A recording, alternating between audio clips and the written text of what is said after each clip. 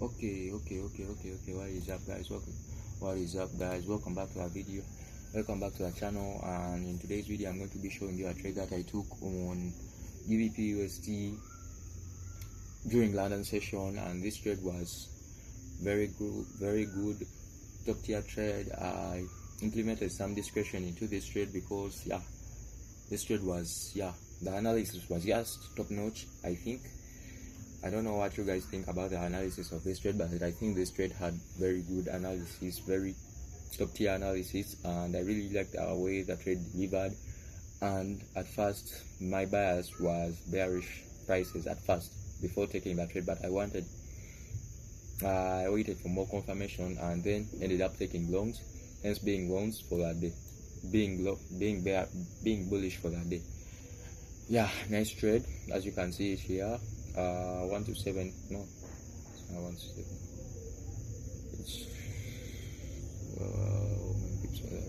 it's like a 1 to 1 trade.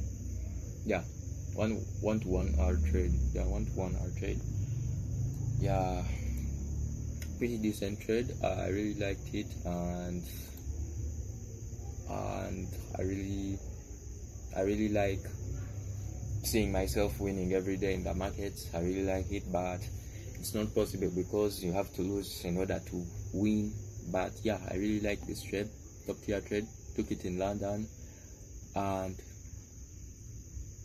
before I go into that trade recap, I just wanted to tell you guys that I'm going to be starting a new series about my trading, which are where I'm going to be documenting every trade that I take here on YouTube and showing you everything bit by bit. I think I'm going to call a challenge trading until I am able to buy at a 100k funded account.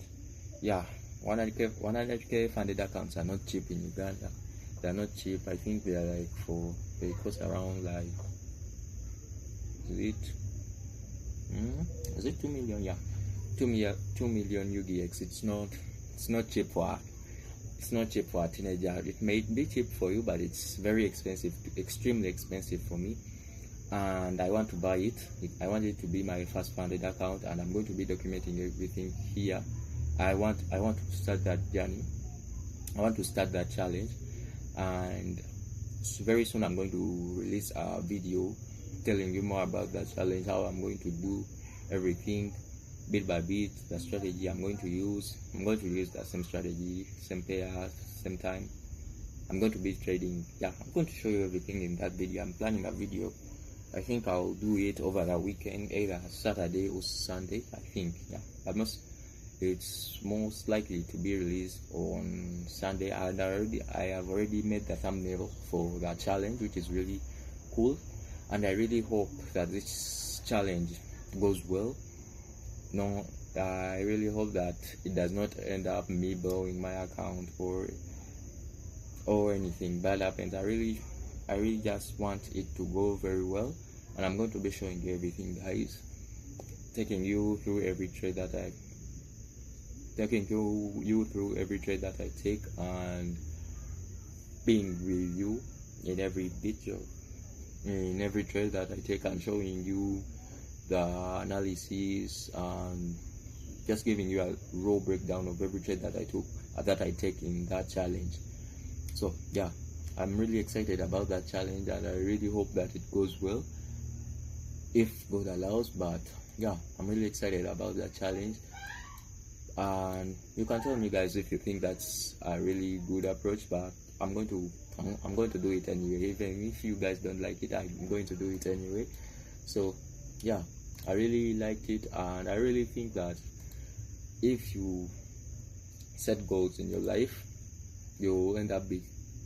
If you set goals and focus on to accomplishing those goals, it is a really good feeling, and it really builds discipline. Because yeah, if you are really focused on everything, on anything you do, and you put in the work and put in the hours, show up every day, I think you can get the breakthrough that you want. But yeah, just tell me, you guys, just tell me your guys' thoughts about the challenge and if I should do it or not.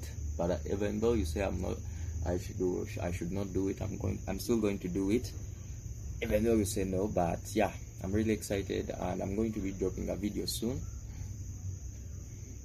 I think I'll drop it on Saturday. I think I'm not sure. Either Saturday or Sunday or Monday. Either one of those 3 days, I'm going to be dropping the video, like introducing the challenge to the YouTube community. So today's trade today's bias was a bit confusing. Honestly speaking, it was a bit confusing. So what I first noticed when coming into the market, I first saw that price had already respected this gap right here, this hourly gap right here. So as I came into the market, price had already respected this hourly gap, and it was delivering lower. And I thought that if we do not respect this gap, price may continue bearish, and we will be bearish for the day, possibly taking out these highs and then reversing. But there was also a possibility of price respecting this gap right here and going higher, which I kept in mind while I was looking for the perfect entry, and dropping down to the lower time frame. I was waiting for two confirmation entries, one for bearish price action, one for bearish prices, and the other one for bullish prices on the 5 minute. I was waiting for those confirmation entries on the 5 minutes time frame. So let me show you the 5 minutes time frame. It is right here. So I think I hopped onto the charts right around somewhere here. Yeah, obviously. So price on the 5 minute time frame was kind of moving like this. So what I wanted price to do on the 5 minute time frame, I wanted price to either respect bearish or bullish price action, either of the two. So at first, what I wanted to see, I had this leg, this first leg right here, because this is when I entered the market. At first, what I wanted to see is price either breaking this swing high right here, this 15-year swing high, or this swing low. So price did not break the swing high, it broke the swing low, leaving a gap right here, and this was a bearish market structure shift, and this at the time told me that prices may be bearish for the entire New York session. And price came back at this big bullish candle, this big blue candle right here. Price came back and tapped into the fair value gap that I had marked out, but didn't give me an entry. Didn't give me an entry on the confirmation entry I was waiting for on the 1 minute time frame. Let me show you guys. It didn't give me the confirmation entry that I always look for on the 1 minute. It didn't give me the bearish confirmation entry. As you can see here, price just drastically dropped down, taking out the M15 swing low. So after price took out that M15 swing low, I still waited, because here there was no reason for me to enter a trade, either a bullish trade or bearish trade. I didn't want to enter a trade at this point, so I decided to wait and see what the market does. So the market came here and inversed this fair value gap. As you can see, it inversed this previous gap that was formed. It inversed by this candle. It inversed the gap by this candle, and this was like a confirmation to me that prices may be bullish. This is why I was telling you guys that this trade was based on this pure discretion, because I have never used inversion fair value gaps in my trading ever. I've never used them, but I used them in this trade right here, because it was high probability. One, we were respecting a gap. We were most likely to respect an hourly gap, and two, it was a very, very clean inversion. That's why I decided that was my lower time moderate time frame POI, and that's why I decided to use it. But normally I do not use inversions. If you guys know my trading style, I rarely use inversions in my trading. I just do not like them. I just think they are not really good. I just don't like them. I just don't like them. So after price inverse this fair value gap, I waited for the candle to close to give me the correct reading that this candle was fully inverse. So I dropped down to the 1 minute after the gap, after this 15 minute bullish candle close. I waited for the next candle to open, which is at 2:05 p.m. I waited for the candle to open, and exactly at the candle open, I was looking for my confirmation entry on the lower time frame. I was looking for my extra confirmation entry on the lower time frame. Let me see if I can remember where exactly I got it.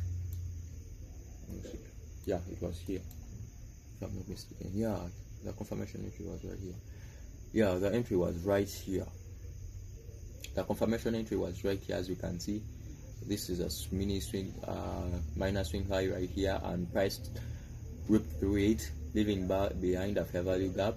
And as soon as price left behind a fair value gap and tapped into this candle number 3's high, I immediately tapped to execute a market. I tapped on my buy button to execute a market order.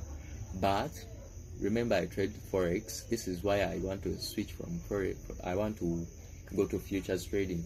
Spreads are really the biggest disadvantage of trading forex. They are really bad. So my entry would have been right here. But for some reason they gave me the entry at here, which is really big. This is a really, let me see if a peep. Let me see if that move has a peep. Perfect. Let me see.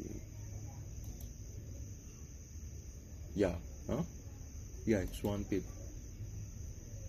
As you can see here, it's 1 pip and 10 points. 1 pip or 10 points, whatever you can call it.